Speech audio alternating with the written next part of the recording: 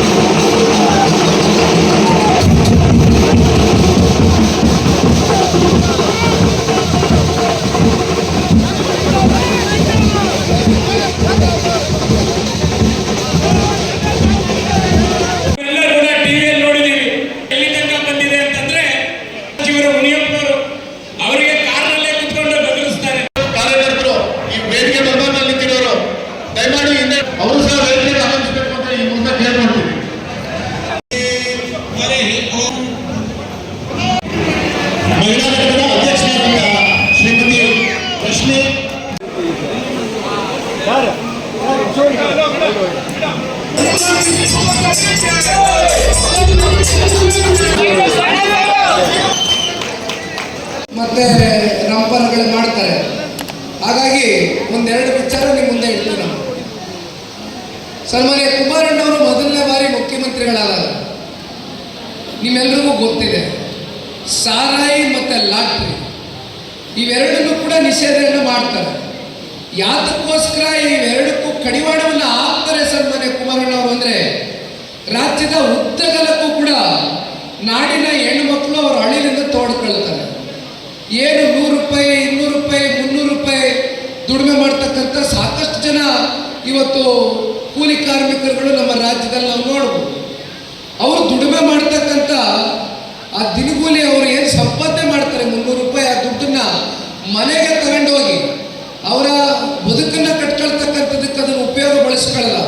ಅದನ್ನು ಎಲ್ಲೋ ಒಂದು ಕಡೆ ಸಾರಾಯಿ ಲಾಟ್ರಿ ಅಂತಕ್ಕಂಥ ಇವೆರಡು ವ್ಯವಸ್ಥೆಗಳಿಗೆ ಇವತ್ತು ಮಾರಿ ಹೋಗಿ ಸಾಕಷ್ಟು ಕುಟುಂಬಗಳು ರಾಜ್ಯದಲ್ಲಿ ಬಲಿಯಾದಂಥ ಸನ್ನಿವೇಶಗಳು ಸನ್ಮಾನ್ಯ ಕುಮಾರಣ್ಣವ್ರ ಎದುರುಗಡೆ ಬಂದು ನಿಂತು. ಆ ಸಂದರ್ಭದಲ್ಲಿ ಬಹಳ ಜನ ಸನ್ಮಾನ್ಯ ಕುಮಾರಣ್ಣವ್ರ ಹತ್ರ ಬಂದು ಹೇಳಿದ್ರು, ದಯವಿಟ್ಟು ಸಾರಾಯಿ ನಿಷೇಧ ಮಾಡಬೇಡ್ರಿ, ಲಾಟ್ರಿ ಬ್ಯಾನ್ ಮಾಡಬೇಡ್ರಿ, ನಿಮಗೆ ಕೋಟ್ಯಾಂತರ ರೂಪಾಯಿ ಹಣಕಾಸನ್ನು ಕೊಡ್ತೇವೆ ಅಂತ. ಸನ್ಮಾನ್ಯ ಕುಮಾರಣ್ಣವರು ಯಾವತ್ತೂ ಕೂಡ ದುಡ್ಡಿನ ಆಸೆಗೋಸ್ಕರ ರಾಜಕಾರಣಕ್ಕೆ ಬಂದಂಥವರಲ್ಲ. ಇವತ್ತು ಏನಾದರೂ ಸಮಾಜದಲ್ಲಿ ಒಂದು ಕ್ರಾಂತಿಕರವಾದಂಥ ಒಂದು ಬದಲಾವಣೆ, ಒಂದು ಪರಿವರ್ತನೆಯನ್ನು ಸಮಾಜಮುಖಿ ಕೆಲಸದ ಮೂಲಕ ನಾನು ಮಾಡಬೇಕು ಅಂತಕ್ಕಂಥ ಚಿಂತನೆಯನ್ನು ಇಟ್ಕೊಂಡು ಸನ್ಮಾನ್ಯ ಕುಮಾರಣ್ಣವರು ಇಲ್ಲಿಯವರೆಗೂ ಹೆಜ್ಜೆ ಆಗ್ತಾ ಬಂದಿದ್ದಾರೆ. ಅದೆಲ್ಲವೂ ಕೂಡ ನೀವು ನೋಡಿದ್ದೀರಿ. ಒಂದು ಕಡೆ ಹೇಳ್ತಾರೆ ಕಾಂಗ್ರೆಸ್ನವರು 2,000 ರೂಪಾಯಿ ಕೊಡ್ತಾ ಇದ್ದೀವಿ ನಮ್ಮ ಹೆಣ್ಮಕ್ಳಿಗೆ, ಗೃಹಲಕ್ಷ್ಮಿ ಕೊಡ್ತಾ ಇದ್ದೀವಿ ಅಂತ ಹೇಳ್ತಾರೆ. ಅದರಿಂದ ಹೆಣ್ಮಕ್ಳು ಸಬಲೀಕರಣ ಆಗುತ್ತೆ ಅಂತಾರೆ. ಆದರೆ ನಿಜವಾದ ಸಬಲೀಕರಣ ಅಂತಕ್ಕಂಥದ್ದಕ್ಕೆ ಅರ್ಥ ಕೊಟ್ಟಂಥವ್ರು ನಮ್ಮ ಭಾರತ ದೇಶದಲ್ಲಿ ಯಾರು ಇದ್ರೆ ಅದು ಸನ್ಮಾನ್ಯ ದೇವೇಗೌಡರು ಸಾಹೇಬರು. ಅದು ಹೇಗೆ ಅಂತ ಕೇಳಿ, ಸ್ಥಳೀಯ ಚುನಾವಣೆಗಳಲ್ಲಿ ಅತಿ ಹೆಚ್ಚು ಹೆಣ್ಣು ಮಕ್ಕಳುಗಳು ಚುನಾವಣೆಗಳಲ್ಲಿ ನಿಲ್ಲಬೇಕು ಅಂತಕ್ಕಂಥ ಅಭಿಲಾಷೆಯನ್ನು ಇಟ್ಕೊಂಡವರು ಸನ್ಮಾನ್ಯ ದೇವೇಗೌಡರು ಸಾಹೇಬರು. ನಿಮ್ಮ ಪರವಾಗಿ 50% ರಿಸರ್ವೇಷನ್ ನಮ್ಮ ನಾಡಿನ ಹೆಣ್ಣು ಮಕ್ಕಳಿಗೆ ಲೋಕಲ್ ಬಾಡಿ ಎಲೆಕ್ಷನ್ಸ್ಗಳಲ್ಲಿ ನಿಲ್ತಕ್ಕಂಥದ್ದಕ್ಕೆ ಅವಕಾಶ ಮಾಡಿಕೊಟ್ಟಂಥದ್ದು ಸನ್ಮಾನ್ಯ ದೇವೇಗೌಡರು ಸಾಹೇಬರು. ಮತ್ತೊಂದು ಕಡೆ 96ರಲ್ಲಿ ಸನ್ಮಾನ್ಯ ದೇವೇಗೌಡರು ಸಾಹೇಬರು ಈ ದೇಶದ ಪ್ರಧಾನಮಂತ್ರಿಗಳಾದಾಗ ಅತಿ ಹೆಚ್ಚು ಹೆಣ್ಮಕ್ಳನ್ನ ಸಂಸತ್ ಸ್ಥಾನದಲ್ಲಿ ವಿಧಾನಸೌಧದಲ್ಲಿ ನೋಡಬೇಕು ಅಂತಕ್ಕಂಥದ್ದು ಅವ್ರ ಮನಸ್ಸಿನಲ್ಲಿ ಒಂದು ಕಲ್ಪನೆಯನ್ನು ಇಟ್ಕೊಂಡಿದ್ರು. ಅವತ್ತು ಅವ್ರ ಜೊತೆಯಲ್ಲಿ ಹೆಚ್ಚು ಶಕ್ತಿ ಇರಲಿಲ್ಲ. ಸನ್ಮಾನ್ಯ ದೇವೇಗೌಡರು ಸಾಹೇಬರು ಒಂದು ಬಿಲ್ಲನ್ನು ಪಾಸ್ ಮಾಡ್ತಕ್ಕಂಥದ್ದಕ್ಕೆ ಹೋಗ್ತಾರೆ.